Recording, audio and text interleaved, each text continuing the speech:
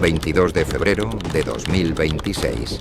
Las primeras luces del amanecer apenas tocaban la sierra de Jalisco, cuando el sonido de los helicópteros rompió el silencio. Nadie lo sabía todavía, pero ese día, la historia del narcotráfico en México estaba a punto de cambiar para siempre. Uno de los hombres más peligrosos del planeta, el más buscado, el más temido, estaba a punto de caer. Y no cualquier hombre.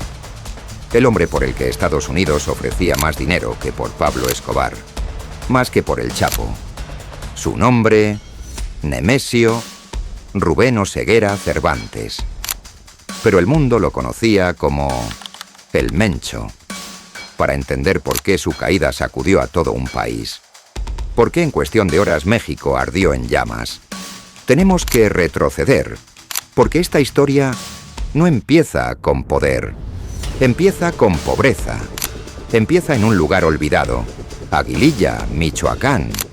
Un municipio donde el Estado casi no existe, donde las oportunidades son escasas y donde crecer muchas veces significa sobrevivir. Ahí, el 17 de julio de 1966, nació Nemesio. Y lo más inquietante de su historia es que no tenía nada especial. No era un prodigio. No era un criminal desde niño. No era diferente. Era solo otro chico pobre, en un pueblo pobre. Abandonó la escuela primaria no porque quisiera, sino porque su familia necesitaba manos trabajando. Desde pequeño, trabajó en el campo, cuidando cultivos de aguacate bajo el sol ardiente, sin electricidad constante, sin futuro, sin opciones. Para él, México no era una oportunidad, era una puerta cerrada. El salto al norte, como miles de jóvenes en su situación, tomó una decisión que cambiaría su vida. Cruzar la frontera. A finales de los años 80, Nemesio llegó a Estados Unidos, sin dinero, sin contactos, sin nada, solo con hambre, miedo y una esperanza. Pero lo que encontró no fue el sueño americano, fue otra realidad. En San Francisco, California, fue arrestado varias veces por tráfico de heroína. La policía ya lo tenía fichado. Ya conocían su nombre, sus huellas, su historia. Para el sistema, era solo un número más, uno más en la lista de deportables. Pero antes de ser expulsado, hizo algo que marcaría su destino para siempre. El sacrificio que lo definió su hermano Abraham enfrentaba una condena brutal. Podía pasar toda su vida en prisión. Y Nemesio tomó una decisión que pocos tomarían. Se declaró culpable en su lugar. Sí, asumió el crimen y cumplió la condena. Pasó 3 años en una prisión de Texas. Ese momento lo cambió todo, porque reveló algo clave. El Mencho no era un hombre sin emociones. Era alguien capaz de una lealtad absoluta. Una lealtad que más adelante se convertiría en su arma más peligrosa. Regresó a México a los 30 años. Fue deportado. Volvió a México sin dinero, sin futuro y con antecedentes en 2 países. Un hombre marcado, sin oportunidades legales, sin camino claro. Pero lo que hizo después, nadie lo vio venir. El giro inesperado se convirtió en policía. Sí, policía. No sicario, no halcón, no criminal visible, policía municipal. Primero en Cabo Corrientes, luego en Tomatlán, Jalisco. Un hombre con pasado criminal, portando uniforme, arma oficial y placa del gobierno. Y nadie lo detuvo. Nadie investigó. Nadie preguntó. Y eso dice más del sistema que del propio Mencho. El verdadero aprendizaje dentro de la policía no solo trabajó, aprendió. Aprendió cómo operan los retenes, cómo se organizan los operativos, qué información maneja el Estado, pero sobre todo, aprendió algo que cambiaría el juego para siempre. Cómo piensa el enemigo, desde adentro. Ese conocimiento no se enseña, se vive. y él lo absorbió todo.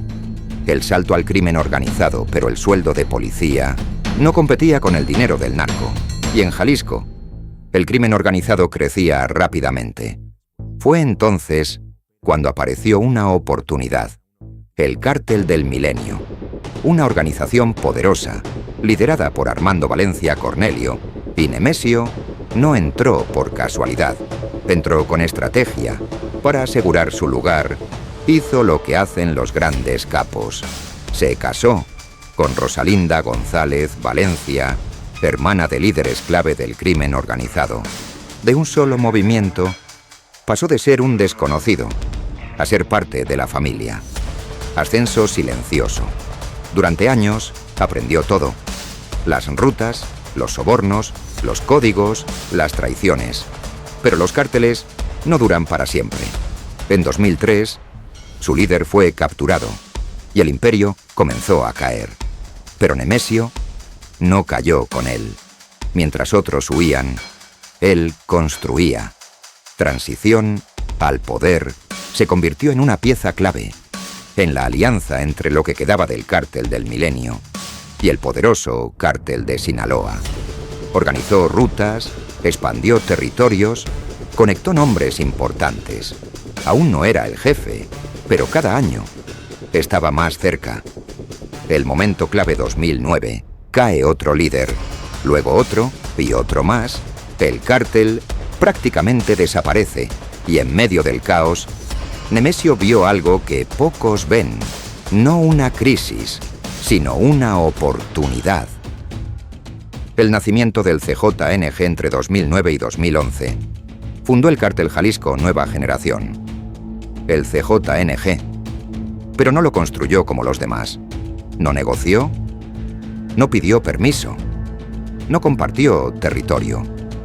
Su estrategia fue clara desde el inicio: expandirse, sin límites y sin piedad. En menos de 3 años, el CJNG ya dominaba regiones completas.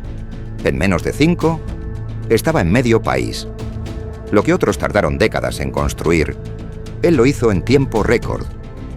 Pero esto apenas era el comienzo, porque lo que el Mencho estaba creando no era solo un cártel, era algo mucho más grande, mucho más peligroso y mucho más difícil de detener. Si quieres ver cómo este imperio creció hasta dominar decenas de países, cómo desafió directamente al Estado y cómo terminó provocando una guerra que incendió México entero, suscríbete ahora mismo y dale like al video, porque en la siguiente parte, lo que el Mencho construyó no era solo un cártel, era una estructura global, una organización que operaba en más de 40 países, con una lógica casi empresarial y una eficiencia brutal. Su producto estrella, el fentanilo, una droga sintética, barata, altamente adictiva y responsable de miles de muertes cada año. El modelo era claro: precursores químicos desde Asia, entrada por puertos estratégicos, laboratorios clandestinos en la sierra y distribución masiva disfrazada de medicamentos. Una operación diseñada no solo para vender, sino para dominar. Un imperio más allá de las drogas, pero el CJNG no se limitó al narcotráfico. Expandió su control a múltiples áreas: extorsión, robo de combustible, tráfico de personas, fraudes y lavado de dinero. Era un sistema completo, un estado paralelo, con reglas propias y control absoluto en muchos territorios. El modelo que lo hizo imparable, el verdadero secreto de su expansión, fue su modelo de franquicia criminal. El Mencho no necesitaba estar en todas partes. Ofrecía poder a cambio de lealtad. Usar el nombre CJNG, pagar una cuota y seguir sus reglas. A cambio, protección, armas y rutas. Los que aceptaban crecían, los que se oponían eran eliminados. Así, el cártel se expandió sin límites y sin necesidad de una presencia directa constante. Cuando todo cambió durante años, existió una regla en el narcotráfico: no atacar al ejército. El Mencho decidió romperla. En 2015, durante la Operación Jalisco, su organización derribó un helicóptero militar, un hecho sin precedentes. Y lo que vino después fue aún peor. El mensaje de fuego ese mismo día, el CJNG lanzó ataques coordinados, vehículos incendiados, carreteras bloqueadas, ciudades paralizadas. El Estado quedó expuesto. El mensaje era claro. El cártel tenía poder, organización y capacidad militar. Ya no eran solo criminales, eran una fuerza de guerra, una violencia sistemática. Los años siguientes confirmaron ese patrón. Ataques directos al ejército, uso de drones explosivos, emboscadas, periodistas asesinados, zonas silenciadas por el miedo. El control no era solo territorial, era psicológico. Para 2025, Estados Unidos ya no los clasificaba como un simple cártel. Los consideraba una organización terrorista. El hombre que nadie podía atrapar durante más de 15 años. El Mencho evitó su captura. Su disciplina era extrema. Nunca repetir rutinas, cambiar constantemente de ubicación, moverse en zonas inaccesibles. Siempre un paso adelante. Cada operativo fallido dejaba el mismo escenario. Una casa vacía, rastros recientes y un objetivo que acababa de desaparecer. El principio del fin. Pero en 2025, todo cambió. La cooperación entre México y Estados Unidos aumentó. Inteligencia avanzada, seguimiento de patrones, interceptaciones y finalmente, un error. Un patrón. Un punto fijo. Tapalpa, Jalisco. La caída del Mencho 22 de febrero de 2026. Esta vez, no había dudas. El objetivo estaba ahí. El operativo fue rápido, preciso y brutal. Los sicarios respondieron, pero no fue suficiente. En menos de 20 minutos, todo terminó. El Mencho intentó escapar, pero fue alcanzado por múltiples disparos. Fue capturado con vida, gravemente herido, y trasladado en una aeronave militar. Pero no sobrevivió. Murió en el trayecto. El hombre más buscado del mundo había llegado a su final. El último golpe, la respuesta fue inmediata. Horas después, México ardía. Bloqueos, incendios, violencia simultánea en varios estados. Una reacción caótica, como despedida, pero con una diferencia clave: el fuego. Ya no tenía líder. El vacío de poder, su sucesor, ya estaba en prisión.